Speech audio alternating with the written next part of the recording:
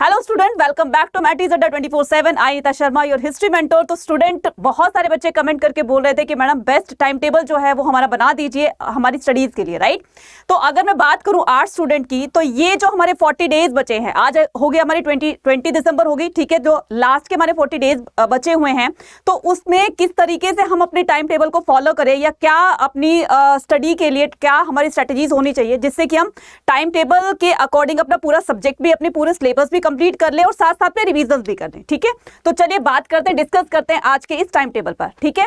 तो सबसे पहले आपको क्या करना है, सबसे पहले आपको करना है arrange your syllabus. That means कि जो आपने पढ़ लिया है और जो आपने नहीं पढ़ा है, तो जो पढ़ लिया है उसको ज्यादा टाइम कंज्यूम करने की उस पर जरूरत नहीं है, ठीक है। फोकस किस पर करना है, जो अभी तक आपने नॉट टू स्टडी, यानी कि जो अभी तक नहीं पढ़ा है, फोकस उस पर करना है। मैं ये नहीं कह रही हूं कि जो पढ़ लिया उसको बिल्कुल टच नहीं करना है, उसको भी पढ़ना है, लेकिन जो पार्ट आपने अभी तक आपके पॉइंट ऑफ व्यू से बिल्कुल अनटच्ड है या आपने पढ़ा ही नहीं है, तो हमें उस पर फोकस ज्यादा करना है। तो सबसे पहला काम क्या करना है, सबसे पहला काम करना है अरेंज योर सिलेबस, स्टडीज और नॉट टू स्टडी। क्लियर है। चलिए बात आती है दूसरी पे।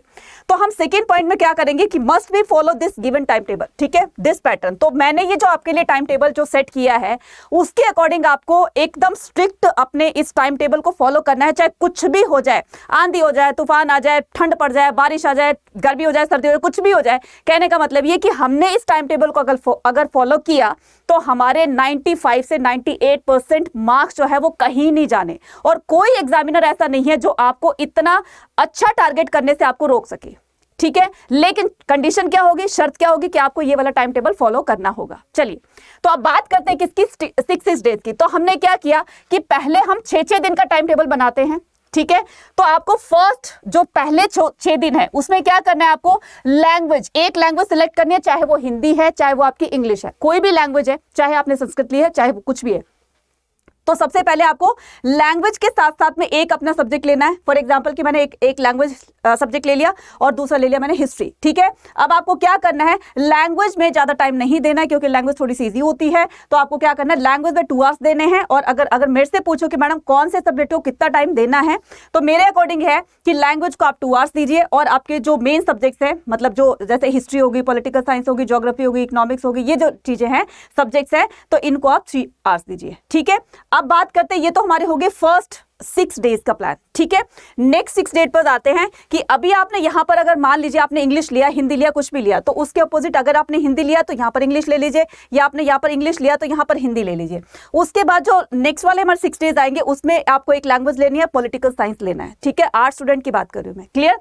अब आती है बात किसकी, हाँ, ये टाइम यही रहेगा, आपको लैंग्वेज को देना 2 आवर्स और आपके सब्जेक्ट्स को देना है, जो मेन सब्जेक्ट आपके वो 3 आवर्स देने, क्लियर है। नाउ अब थर्ड 6 डेज पर आते हैं, ज्योग्राफी प्लस इकोनॉमिक्स। तो जिन बच्चों के पास इकोनॉमिक्स है, ज्योग्राफी है, तो उनके आप कर सकते हो, इसका टाइम जो है आप बढ़ा सकते हो। फॉर एग्जांपल की ज्योग्राफी की हमारी थोड़ी सी टफ वो होती है, क्या बोलेंगे, उसके कंटेंट थोड़े टफ होते हैं, तो आप उसमें 2.5 कर सकते हैं। इस तरह से डिस्ट्रीब्यूट करते हैं, क्योंकि आपको इकोनॉमिक्स भी पढ़नी है, ये भी इंपॉर्टेंट है, और आपको ज्योग्राफी, क्लियर है। अच्छा, आपने क्या किया, 6 डेज में आपने सबको प्लान कर लिया, और आपने बिल्कुल अपने स्टडी के अकॉर्डिंग जो है वो आपने इतने घंटे अपने सब्जेक्ट्स को, पर सब्जेक्ट्स को दे दिए। अब बारी किसकी आती है, अब बारी आती है हमारे रिवीजन की, ठीक है। तो आपने जितना कुछ पढ़ा है, लास्ट में आपको जो भी आपने पढ़ा है उसकी एक क्विक रिवीजन लेंगे, और वो भी 1 आवर की। कि आपने मान लीजिए आपने पहले 6 डेज में आपने लैंग्वेज प्लस ये हिस्ट्री की है, ठीक है, आपने उसमें 5 घंटे दिए। 5 घंटे में से आपने जितना पढ़ लिया 5 घंटे में, लास्ट में क्या करोगे, फॉर एग्जांपल कि आपने पूरे दिन भर पढ़ लिया, इन 5 घंटे दे दिए। उसके बाद जब भी आप रात को जब स्टडी करने बैठो तो आप उसकी क्विक रिवीजन ले लीजिए, ठीक है। तो टोटल कितने आवर्स हो गए, 5 ये और टोटल 1 वो, तो कितने आवर्स हो गए, 6 आवर्स हो गए। इसी तरह का आपको टाइम टेबल फॉलो करना है। तो ये क्या हो गए बच्चे, 6 कितने हो गए, 18 डेज हो गए। तो ये प्लान था हमारा टोटल 18 डेज का, जो कि हमने 6 में डिवाइड किया है, क्लियर है। जब लास्ट के कितने बच गए, आपके 40 में से 16 माइनस कर दीजिए, तो कितने हो गए आपके, कितने माइनस हो गए, कितने आवर्स रह गए, 18 आपको माइनस करने हैं 40 में से, तो कितने आवर्स रह गए आपके, 40 माइनस 18, तो 40 माइनस 18 कितने हो गए, 40 माइनस 18, तो ये हो गए आपके 2 और 12, ठीक है। अब बच गए आपके 12 घंटे, ठीक है, 12 दिन, सॉरी, ठीक है, 12 दिन रह गए। तो अब क्या करना है, जो आपने टाइम टेबल 6 दिन का बनाया था उसको आप क्या करिए 3-3 डेज का बना लीजिए, मतलब 3-3 डेज का बना सकते हैं, ठीक है। तो इससे क्या हो जाएगा कि आपको इतना तो आइडिया लग गया ना कि आपने 6 दिन में कितना सारा सिलेबस कवर किया है।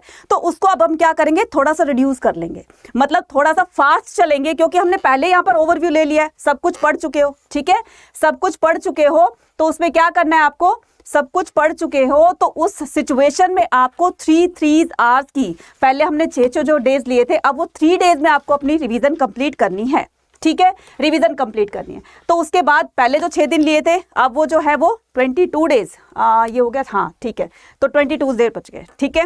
तो 22 डेज में क्या हो गया कि 22 डेज में आपको 6 दिन के बजाय आपको 3 वाले डेज लेने हैं, जिससे कि आपकी क्विक रिवीजन हो जाए और सिलेबस भी दोबारा से रिवाइज हो जाए, ठीक है। तो ये स्ट्रेटेजी आपको फॉलो करनी है। अगर मैं बात करूं अब आप आगे के उसकी, तो आपको क्या करना है बच्चे, ये जो स्मार्ट तरीका है ये फॉलो करना है। ये स्मार्ट तरीका क्या होगा, ये जो द स्मार्ट वे जो मैंने आपको बताया है यहाँ पर, ये क्या होगा कि आपको 3 चीजों पर फोकस करना है। मतलब बोर्ड एग्जाम में कुछ नहीं करना, आपने अगर ये 3 पॉइंट फोकस कर लिए ना, ये दिमाग में बिठा लिए, दैट मीन्स कि आपके 98% मार्क्स को अचीव करने से कोई नहीं रोक सकता, ठीक है।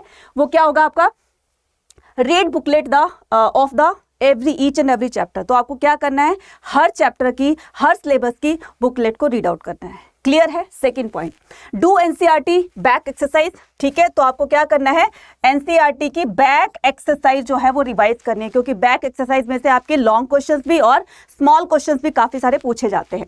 उसके अलावा प्लस क्या करना है आपको, पीवाईक्यूज पर ध्यान देना है। तो पीवाईक्यूज में 50% से भी ज्यादा जो है वो कई बार ऐसे हो जाता है कि पीवाईक्यूज जो भी हमारे प्रीवियस ईयर क्वेश्चन पेपर है उसी में से एज इट इज क्वेश्चन जो है वो सीबीएसई डाल देती है। तो आपको क्या फोकस करना है, पीवाईक्यूज भी फोकस करना है, यानी कि बैक एक्सरसाइज के साथ साथ में पीवाईक्यूज पर भी ध्यान देना है। नेक्स्ट अगर हम बात करें आफ्टर कंप्लीटिंग द सिलेबस, आपको क्या करना है, जब पूरी तरीके से सिलेबस कंप्लीट हो जाता है तो आपको 5 से 6 आपके सैंपल क्वेश्चन पेपर जो है वो सॉल्व करके देखने हैं। अब बताइए, जब इन 3 चीजों पर जब आप फोकस करेंगे तो आप बताइए कितनी अच्छी तैयारी करके आप जाओगे, ठीक है। तो ये था हमारा आज का टाइम टेबल, और जो भी जैसे भी आपको स्ट्रेटेजीज बनानी है तो इसके अकॉर्डिंग आपको बनानी है।